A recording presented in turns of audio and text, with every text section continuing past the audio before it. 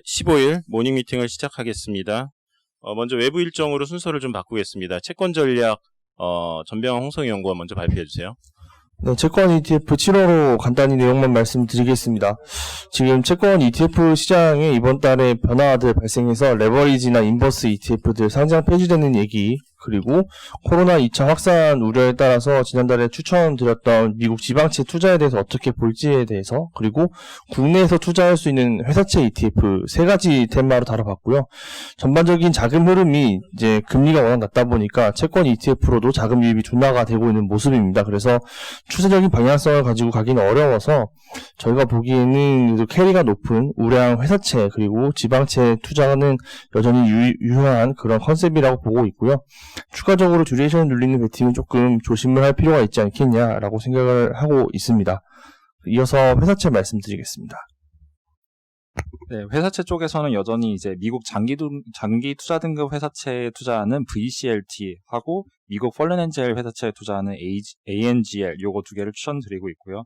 이번 호에서는 국내 회사채 ETF도 좀 소개를 드렸는데, 일단 코덱스 종합채권 액티브라는 이제 ETF가 있고요. 요거는 이제 미국 개념으로는 AGG라고 생각하시면 되고, 국내 우량채권 전반에 투자하는 ETF다 이렇게 생각하시면 될 것 같습니다.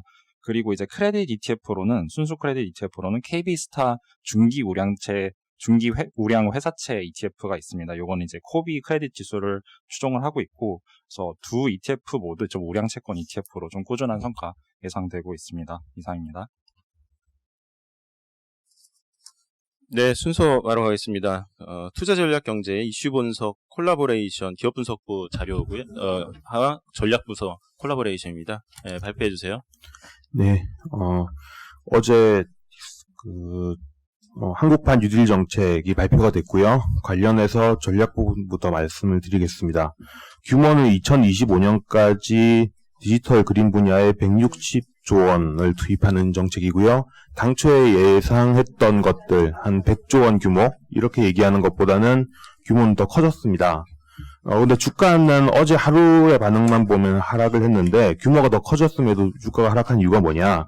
일단 예고된 지가 2달이 넘은 정책이었고 이미 주가가 선방향한 측면이 있었기 때문에 단기적으로 차익 실현 매물들이 좀 출회가 됐었던 것 같고요. 근데 그럼 이걸로 끝이라고 생각을 하냐? 저희는 그렇지는 않고 중장기적으로 계속 지켜봐야 될 만한 이슈다.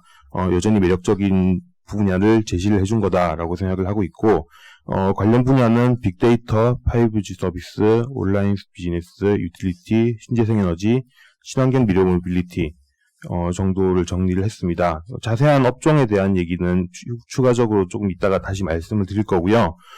전략 관점에서 질문을 나올 수 있는 건 두 가지인 것 같아요. 첫 번째는 정책 기대감으로 올랐는데 이제 제대로 생활된 거 아니냐, 끝난 정책 테마냐 라는 부분이고, 두 번째는 이런 산업육성 정책이 실제로 뭐가 제대로 진행된 적이 있었느냐, 항상 이건 용두삼이었다. 이 두 가지 질문에 대한 대답이 중요할 것 같습니다. 먼저 이 자료 본문에 4페이지 그림 2번부터 보면서 먼저 첫 번째 질문 말씀드리면요. 이 정부가 이 정책 의도를 설명하면서 내준 차트인데, 코로나19의 충격 때문에 우리나라와 글로벌 경제가 함께 겪게 된 영향은 두 가지가, 첫 번째는 일단 GDP 자체가 깎였다. 두 번째는 성장 경로가 이전에 비해서 훼손됐다라는 거예요. 근데 이 중에서 처음에 깎인 GDP를 회복시키기 위해서 먼저 나왔던 정책은 소비 부양책 부분이었죠. 근데 그 다음에 다시 들고 나온 정부가 다시 들고 나온 게 이 뉴딜 정책을 통해서 목표 성장 경로 자체를 끌어올리겠다라는 건데, 이걸 주식시장 관점에서 똑같이 GDP랑 똑같이 이익을 관점을 해석을 하면 어떻게 되냐?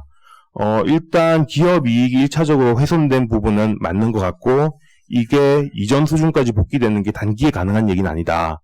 그래서 단기적으로 시장 전반적으로 PER이 올라가는 현상 자체는 받아들이고 가야 되는데, 정부가 이걸 어떻게 극복하겠다는 거냐면은 그린이랑 디지털 이 두 가지 분야의 성장률을 제고해서 장기적으로 원래의 정상 경로 이상으로 올라갈 수 있도록 만들겠다라는 얘기거든요. 그러면 정부가 사실상 이거는 시장 전반에 가격 부담이 있는 상황에서 더 성장성 있는 주식이 뭐가 될 거냐라는 걸 사실 찍어줬다라고 봐야 되는 것 같아요. 그렇게 본다면은 성장주를 땡기는 밸류에이션 관점에서는 사실 이게 다 반영됐다라고 말하긴 힘든 거 아니냐. 여전히 매력적인 성장 테마를 정부가 미리 잡아줬다라고 생각을 할 수가 있는 것 같고요.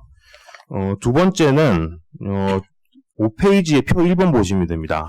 그러니까 많이 나오는 얘기가 이런 건 항상 용두사미였다라는 건데 과거에 이런 정책들이 용두사미가 된 이유를 생각을 해보면은 정책의 연속성이 떨어졌기 때문이잖아요. 그러니까 단기적으로 정책 효과가 안 나오면은 그 정권이 바뀌면서 다시 방향을 틀어버리고 이런 것들인데 이번에 보면은 사실 정부가 테마를 잘 잡은 게 글로벌로 점점 더 중요해지는 분야를 딱 그 정책 테마로 잡은 거예요. 그리고 이 발표한 내용 자체가 민간 주도로 발표를 시켰습니다. 이런 부분을 생각하면은 이런 정책이라는 거는 사실상 단기에 다시 또 틀고 이런 게 어려운 정책이다. 그러니까 이런 분야의 특성상 이런 정책은 장기적으로 연속성이 클 가능성이 크다라는 거죠. 그래서 이 두 가지를 생각하면은 단기적으로 주가가 흔들릴 때가 오히려 이런 주식들을 사야 되는 때 아니겠느냐라고 생각을 할 수 있다.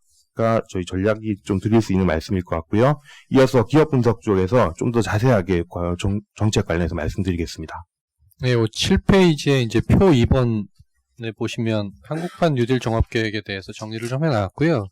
지금 앞서 설명했지만 이제 코로나 위기 극복 과정에서 이제 재정 정책이 지금 투입될 차례인데 이제 지속 가능한 미래 전략이라든가 아니면 사업 구조 전환 뭐 이런 그린 앤 디지털이라는 이 두 가지 키워드가 이제 스탠다드이기 때문에 정책적 연속성이라든가 이런 부분은 높을 거라고 지금 생각을 하고요.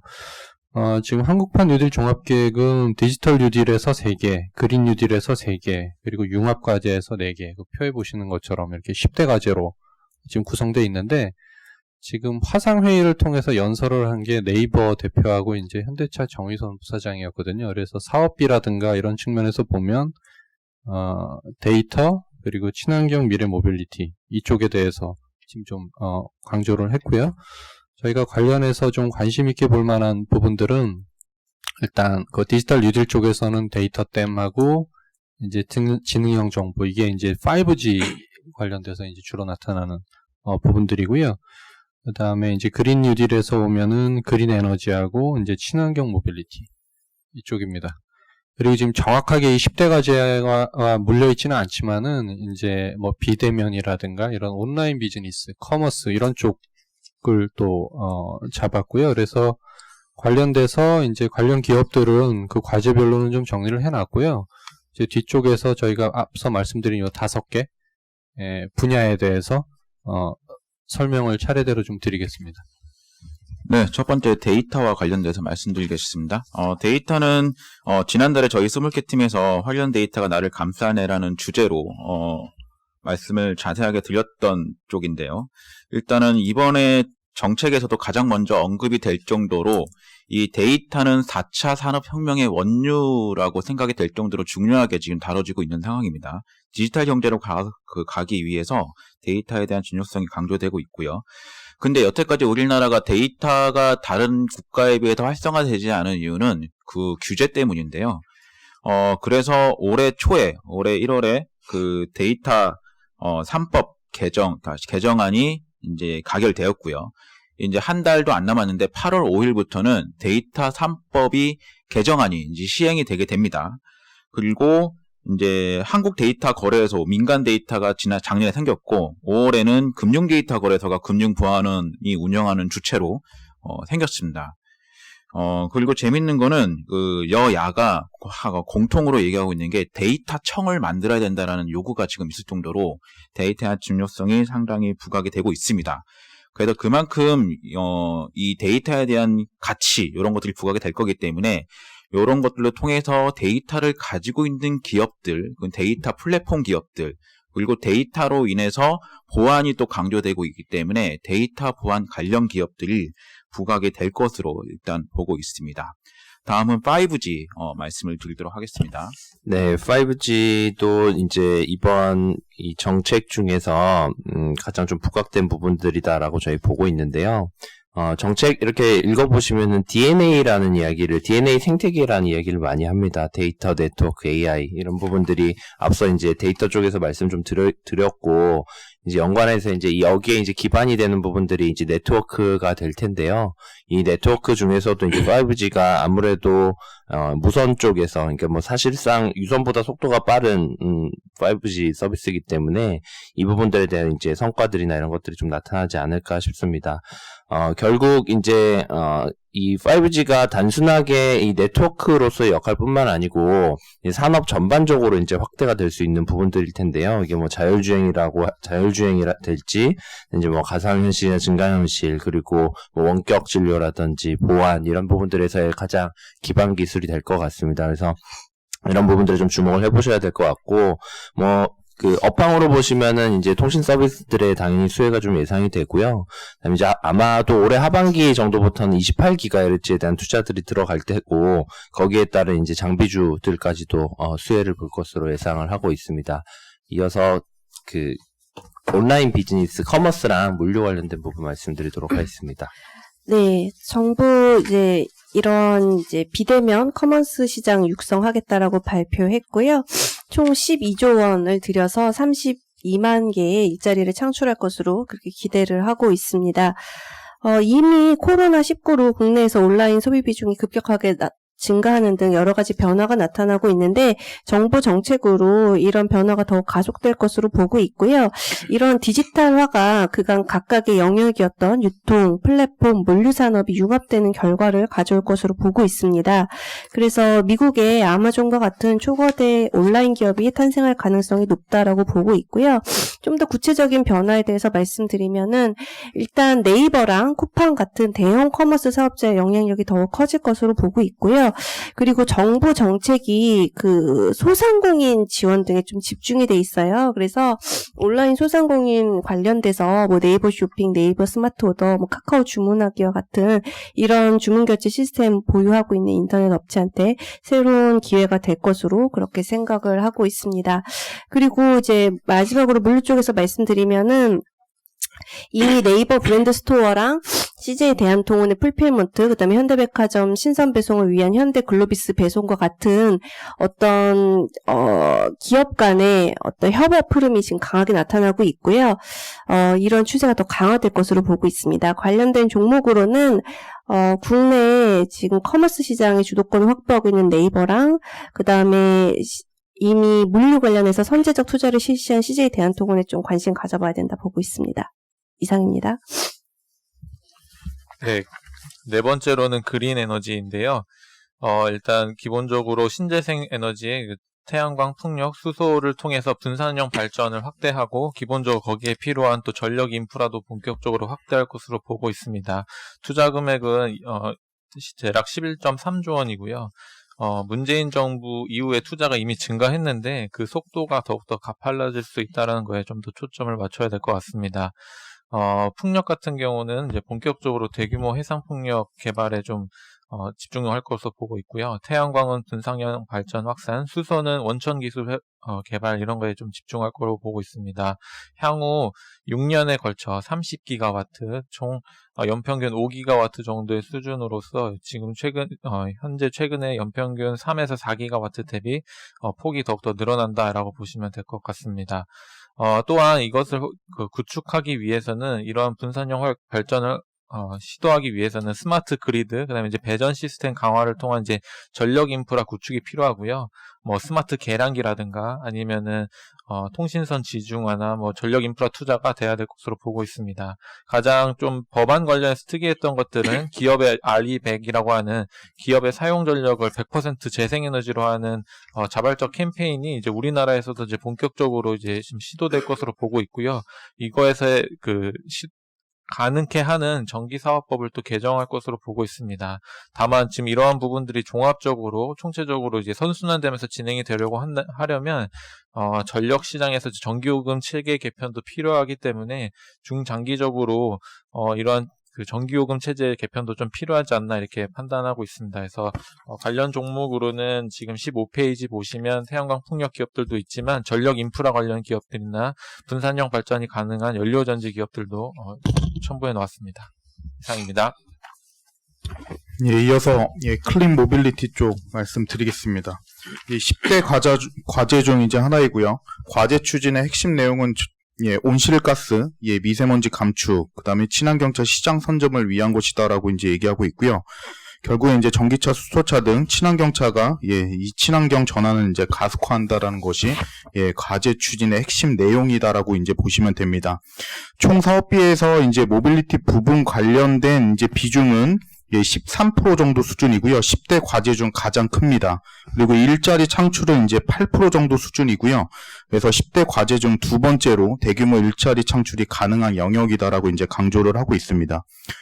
우선 전기차 부분부터 말씀을 드리면 전기차로의 수요 이등은 이미 시작이 되었고요. 현대차 그룹은 내년부터 이제 EGMP, 전기차 전용 생산 플랫폼 가동이 시작이 됩니다. 그래서 전기차는 본격적으로 큐가 확대되는 구간에 이제 진입할 것으로 볼 수가 있고요. 전기차 시장이 확대되고 있어서 필수 부품이라고 볼 수 있는 2차 전지의 성장성 또한 매우 높을 것으로 예상을 합니다. 이번 뉴딜에서 이제 제시된 전기차 목표 보급 대수가 22년도에 43만 대, 그리고 25년도에 113만 대 정도 수준으로 이제 제시하고 있고요. 배터리 수요를 계산해 보면 22년도가 26기가, 그리고 25년도가 107기가 정도로 이제 추정이 됩니다. 그렇게 되면 전체 전기차 시장 내에서 한국의 점유율 자체, 배터리도 동일합니다. 10% 정도 수준이기 때문에 상당히 이제 높은 수준이다라고 이제 볼 수 있을 것 같습니다. 이어서 수차 말씀드리겠습니다. 자동차 동력원의 발전 방향에 대해서 얘기를 좀 하면, 먼저 이제 내연기관의 효율성을 어떻게 개선시킬 것이냐, 여기서 이제 출발을 하고요. 그 다음에 하이브리드나 플러그인 같은 중간 단계를 지금 거치고 있고, 궁극적으로는 이제 전기차하고 수소차 요 두 개 형태가 이제 남을 거라고 지금 생각을 하고 있고요.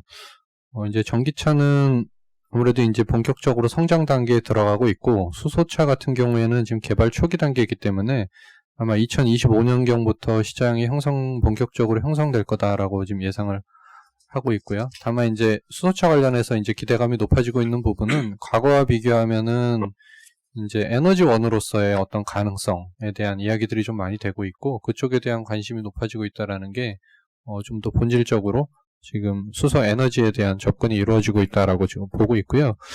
지금 수소차는 2025년까지 20만 대 누적 보급 계획 발표를 했고요. 작년까지 한 5,000대 보급됐습니다. 그리고 수소 비전 2030을 통해서 현대차가 50만 대 규모의 생산 캐파를 마련하겠다라고 발표를 한 바가 있고요. 이제 17페이지 표 8에서는 관련돼서 2차 전지와 클린 모빌리티 관련된 주요 부품들, 그래서 좀 정리를 해놨습니다. 이상으로 저희 발표를 마치고요. 지금 전체적으로 보면 저희가 포스트 코로나 시리즈라든가 아니면 최근에 이제 인덱스 등을 통해서 이제 계속 다뤄왔던 주제들이고요. 앞으로도 이제 계속 이야기할 주제들이라고 보시면 될 것 같습니다. 이게 앞서 예고되어 있던 정책 발표고, 아까 좀 전에 조성 의원께서도 말씀하셨지만은 저희 쪽에서 계속 다뤘던 주제이긴 하지만은 어제 나온 어쨌든 세부 내용을 봤을 때 기존에 우리가 봐왔던 그림이라든지 그런 방향성이라든지 아니면은 정책 효과 이런 거에 대해서 기대보다 이번에 나온 게 좀 더 임팩트 있다 아니면 좀 기대 이상이다 이런 부분이 있었는지랑, 기존에 그러면 저희가 전망했던 숫자에서 좀 수정해야 될 만한 흐름이 있는 그런 부분이 있나요? 각 섹터별로? 제가 답변을 할게요. 지금 이제 기대 이상이냐 기대 이하냐 그렇게 얘기하기 좀 어려운 것 같고, 지금 아까도 설명을 드렸지만 코로나 극복 과정에서 지금 재정 정책이 투입되는데요. 지금 그린하고 디지털이라는 이 두 개 키워드가 이제 메가 트렌드입니다. 그러니까 환경하고 이제 디지털 사업구조 전환이 지금 같이 맞물려 있고요. 이게 지속 가능한 성장 전략을 추구한다라는 내용이거든요. 그래서 이런 트렌드대로 지금 가고 있다. 그리고 이 추세가 앞으로도 정책적으로 연속성 있게 갈 거다라는 부분을 좀 보시는 게 좋을 것 같고요. 어제 주가 보시면 단기로는 꼭지 치는 것 같은 느낌들이 다 나오잖아요, 지금. 그래서 이 정책이 한국 뉴딜 정책만 보더라도 6월 초에 발표가 됐고 7월 중에 종합 발표하겠다라는 얘기가 나왔기 때문에 한 달 정도 이미 노출이 됐어요. 그래서 그동안 주가도 반영이 됐고요. 그래서 단기적으로는 뉴스에 팔아라라는 그런 시세가 나올 수 있다라고 보는데, 그냥 이게 장기적으로 연속성 있게 진행될 정책이고 트렌드다라는 부분을 좀 더 그 중점적으로 봐야 된다라는 그런 의미고요. 이거를 지금 개별 기업의 실적 추정이나 이런 것들로 바로 반영해가지고 말씀드리기에는 좀 무리가 있어요. 그래서 이게 큰 추세라든가 그런 방향성 측면에서 좀 뭐 실적이나 밸류에이션을 상승시킬 수 있는 요인이다라고 그렇게 판단을 하고 있습니다. 좀 더 뜯어봐야 알겠지만 사실 그 6월 초에 제가 정부 부서에서 이렇게 받아본 자료를 받아보면 그때 당시에 보면 3차 추경에서부터 벌써 사업비를 투자하는 쪽이 있고 그 아닌 쪽이 있고 약간 좀 나눠져 있는 것 같더라고요. 아마 이런 부분들도 아마 정부 예산이 언제 집행되거나 그런 것들과 같이 생각을 한다면 뭐 이번에 그 추경안 조성된 그 돈부터 먼저 들어가는 쪽은 뭐 이렇게 주가 퍼포먼스는 좀 차이가 날 수 있지 않을까 이런 생각들이 되는데 그 정도까지는 좀 파악하신 게 있는지 모르겠습니다. 일단 금액 차원에서는 당초에 추경에서 원래 집행하기로 했던 게 올해 예산, 그러니까 6.3조 원 정도 규모고요. 그건 그대로 나왔습니다. 사실 이미 예산이 나온 거니까 그대로 나올 수밖에 없고 전체 2025년까지의 규모가 지금 어제 160조 원이라고 발표가 됐는데 당초 보도로는 한 100조 원 좀 넘는다 이 정도 얘기를 했었거든요. 그래서 금액만 보면 서프라이즈가 맞고요. 근데 사실 서프라이즈라고 해서 주가가 왜 안 올라가느냐? 사실 올해 집행되는 건 6조, 내후년 집행되는 게 60조면은 사실 그건 아직 예산이 안 나온 거고 항상 과거에 보면은 이렇게 예산을 했다가 실제로 예산 편성하면서는 절대 이게 안 나오고 이런 경우도 워낙 많았으니까 사실 이후에 예산 집행이 될 거다라고 하는 부분에 대해서는 신뢰성이 없는 부분이 주가가 반응하지 못하는 큰 이유가 아닌가 싶고요. 그 이외에 뭐 새롭게 전혀 반영하지 않았던 새로운 분야를 정부가 제시한 게 있냐? 그렇지는 않기 때문에 사실 정책 나오는 날 서프라이즈가 나오기는 쉽지 않은 환경이었던 거는 맞는 것 같고요. 다만 규모가 2025년까지 나오는 것 자체는 늘어난 건 맞다. 그러니까 이게 얼마나 잘 작동되는지는 지켜봐야 할 문제지만은 뭐 정부가 약간 발표 자체를 용두사미로 한 건 아니다 정도로 이해해 주시면 될 것 같습니다. 네, 질문 없으시면 이상 산업기업 분석으로 가겠습니다. 예, 한국전력 이민재연구원. 예, 어제 그린 뉴딜 관련해서 뭐 아무래도 지금 이제 그린 뉴딜 쪽에서는 가장 큰 역할이 예상이 되고 있습니다. 이게 기본적으로 좀 큰 틀에서 기존의 화석연료와 중앙 집중형 발전, 예를 들면 뭐 태안 발전소의 수도권으로 전기를 쏴주는 이런 형태의 발전 형태가 아닌, 이제는 화석연료에서 재생에너지로, 그다음에 태안이 아닌 서울 내에서도 발전을 하면서 서로 전기를 사용하고 그다음에 생산할 수 있는 분산형 발전으로의 개편이 시작될 걸로 좀 예상이 되고 있습니다. 그거 외에도 사실 지금 좀 언급할 내용들 중에는 이제 뭐 학교에 태양광을 짓는다던가 아니면 배전 시스템 스마트 그리드 구축하는 것들 다 결국은 정부 예산과 한전의 캐펙스를 통해서 이뤄질 걸로 보고 있습니다. 뭐 참고로 매년 한 15조 정도 투자가 되는데 지금 이런 투자들은 계속적으로 그러니까 15조에다가 추가적으로 얹어야 될 것 같고요. 거기에 뭐 탈원전이나 탈석탄 관련된 비용들도 더해진다면 캐펙스는 매년 20조 이상 증가할 걸로 예상이 되는데 현재와 같이 뭐 국제 유가의 의존성이 높고 그다음에 환경 비용이 증가하는 상황에서는 계속 빚내서 투자하는 형태는 될 수밖에 없습니다.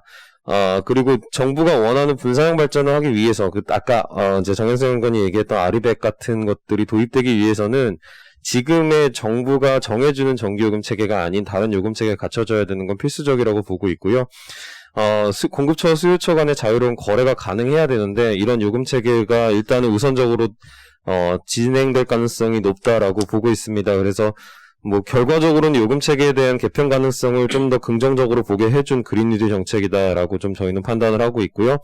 하반기부터는 뭐 기존에 계속 언급됐던 뭐 유가 하락에 대한 연료비 절감 효과들 발생하면서 계속 좀 좋게 봐도 되는 상황이다라고 생각을 하고 있습니다. 2분기 같은 경우는 지금 마이너스 0.3조 정도 보고 있는데 저희 하반기 실적은 추가적인 상향 여지는 뭐 있다라고 보고 있습니다. 일단 환율 자체를 1230원 정도로 전망을 해놨고요. 그 다음에 7기 원자력 발전소의 정비가 지연될 수 있다라고 좀 놓았습니다. 그렇기 때문에 여기서도 이용률 상향 여지가 있고요. 그 그다음에 전력 수요가 최근에 이제 패턴이 좀 극심하게 변하고 있는데 여기에 따른 판매 단가 인상 효과들이 매월 발생하고 있습니다. 이런 효과들 반영해 보면 실적 추정은 당연히 올라갈 수 있는 여지들 있고요. 지금 종산 조정 개수를 보건데 올해 배당금 900원대 가능할 걸로 보고 있고요. 그렇게 되면은 배당 수익률이 4% 정도 나오는 주가 레벨이기 때문에 배당 메리트도 뭐 한 4년 만에 갖춘다라는 점에서 주가 상승 이유 충분히 될 수 있다라고 판단하고 있습니다. 네, 이어서 위세하이텍 백준기 연구원입니다. 네, 위세하이텍 스몰캡 저희 추천 종목이고요. 이 회사 조금 좀 생소하시니까 지난번에 한번 말씀드렸지만 간단하게 좀 비즈니스 모델 설명을 드리면 이제 빅데이터를 좀 도서관에 꽂혀져 있는 책으로 좀 비유를 하겠습니다. 도서관에 뭐 수십만 권의 책이 있는데 그 책이 사실 이름표가 없으면 어디에 뭐가 꽂혀져 있는지 사실 잘 몰라요. 그러니까 데이터를 보유하고 있는 기업들 입장에서는 굉장히 이런 좀 부담감이 있거든요. 데이터가 있지만 뭔지 모르는. 그래서 이 책들에 이름표를 붙여줘서 얘들을 이제 쓸 수 있도록, 데이터를 쓸 수 있도록 하는 이제 데이터 품질 솔루션, 그리고 모여져 있는 이 데이터를 가지고 이제 시각화를 시켜줄 수 있고, 뭐 예컨대 편의점이 뭐 서울 지역 어디에서는 장사가 잘 되고 어디에서는 안 되고 이런 이제 데이터들을 뽑아낼 수 있는 솔루션이 빅데이터 분석이고요. 그 다음에 이런 데이터들이 모였다면 향후에 출점을 할 때 이 데이터들을 이제 베이스로 해서 뭐 예를 들면 뭐 구로 지역에 편의점이 더 필요하니 이쪽으로 출점을 해야겠다, 이런 액션을 할 수 있도록 도와주는 머신러닝, 요 세 개의 솔루션을 제공을 하는 회사입니다. 페이지 6페이지를 좀 보시면 이번에 디지털 뉴딜 종합 계획에서 제일 위에 있는 부분이 국민생활과 밀접한 분야의 데이터 구축, 개방, 활용인데요. 사실상 이 부분은 일단은 두 가지 측면에서 좀 보셔야 될 것 같아요. 첫 번째로는 이번에 디지털 뉴딜에서 나온 것처럼 공공 부분에서 먼저 좀 주도가 될 것 같고요. 이 공공 부분에서는 현재로서 이 회사가 5페이지에 제가 공공부문 고객사를 넣어놨는데 뭐 국세청, 통계청부터 해서 대부분에 들어보신 모든 공공기관은 다 들어가 있습니다. 그러니까 공공 쪽에서 예산이 이제 증액이 되면 당연히 이 회사는 이제 수혜를 본다고 보시면 되고, 현재 공공 비중이 약 70%가 조금 안 됩니다. 민간 쪽을 좀 말씀을 드리면, 민간에서는 데이터 3법이 8월 5일에 이제 시행이 되는데 여기서 개인정보보호법을 좀 보셔야 돼요. 개인정보보호법에서는 그 기존에 저희 개인정보 뭐 이름 어쩌고 성별 어쩌고 생년월 어쩌고 이런 정보들을 비식별화를 해서 가명정보가 됐을 때 이거를 이제 쓸 수 있는 그 법제화가 이제 된 거거든요. 그러면 이제 민간에서도 이런 활용도가 늘어날 가능성이 굉장히 큽니다. 뭐 예컨대 삼성전자 같은 경우에도 많은 이제 데이터들이 있을 텐데 지금까지는 그 정보들을 외부에 오픈하기 힘들었을 거예요. 뭐 예를 들어서 뭐 삼성 SDS에서 이런 데이터 분석들을 했을 것인데, 이게 이제 가명 정보가 이제 사용이 되면 제3자 서드파티 쪽에서도 충분히 수주가 발생할 가능성이 높다라고 보고 있습니다.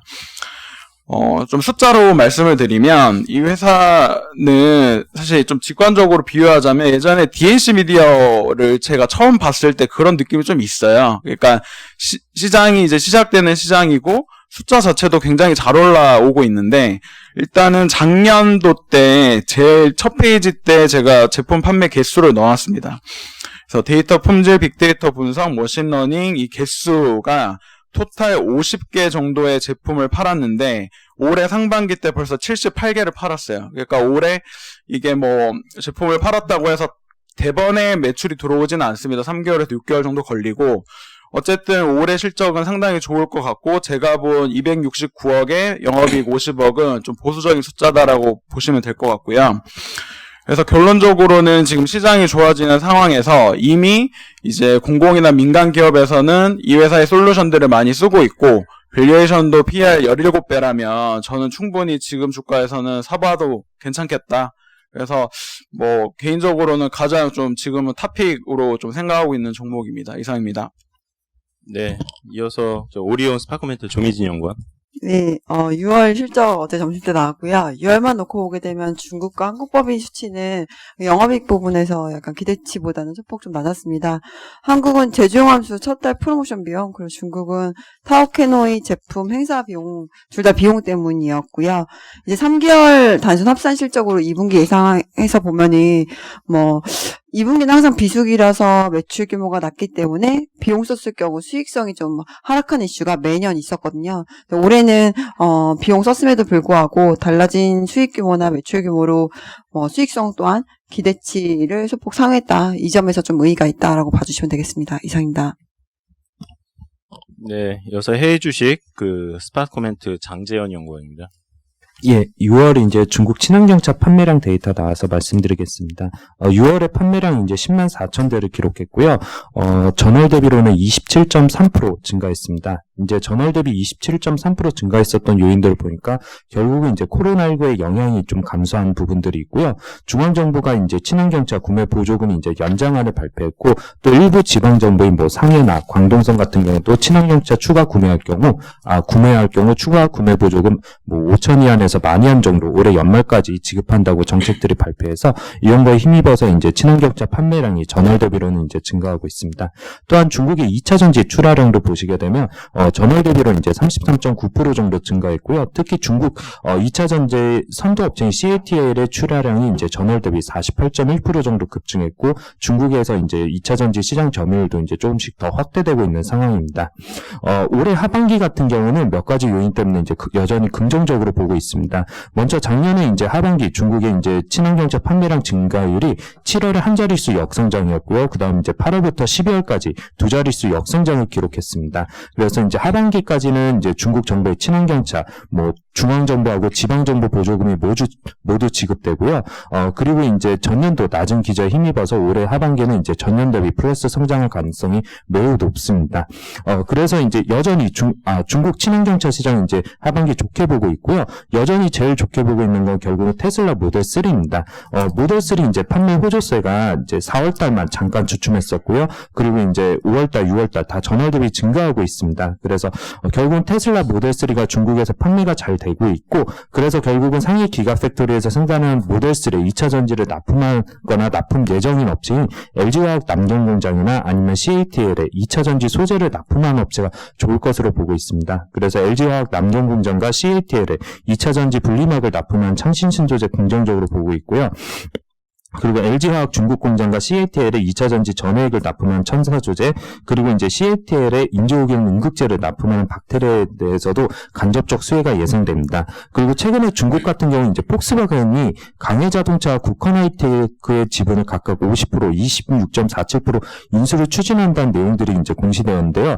인수할 경우 이제 모두 강해자동차, 국헌하이테크 이제 최대 주주로 폭스바겐 등극할 예정입니다. 그래서 폭스바겐 같은 경우도 과거에는 FAW나 아니면 상해 자동차와 같이 이렇게 이제 합자 위주로 가고 있다가 최근에 이제 테슬라가 중국에서 이제 성공적인 모습을 보이는 것으로 보고, 이제 결국은 중국에서도 이제 좀 실질적으로 자체적으로 생산하려는 그런 모습들을 보이고 있습니다. 그래서 이제 폭스바겐이 중국 내 MEB 플랫폼 기반 전기차를 양산할 경우 강해 자동차, 국헌하이테크 이제 수혜도 예상됩니다. 이상입니다. 중국 쪽은 수소 관련된 움직임은 없나요? 정책들이 조금 발표는 됐는데요. 아직까지 중국 같은 경우 이제 전기차를 워낙 2010년부터 본격적으로 추진했던 상황입니다. 그래서 이제 중국 같은 경우는 전기차 관련 부품이나 아니면 이제 소재, 그리고 이런 부분에 대해서 어느 정도 경쟁력을 갖추고 있는데요. 수소 같은 경우는 이제 시작한 지 얼마 안 되기 때문에 아직까지는 전기차 부분에 좀 더 중국 정부나 지방정부나 업계에서 좀 더 영향을 기울이고 있는 상황입니다. 통용은 없고 상용차 회사들이 몇 개 있어요. 네, 이상으로 7월 15일 모닝미팅을 마치겠습니다.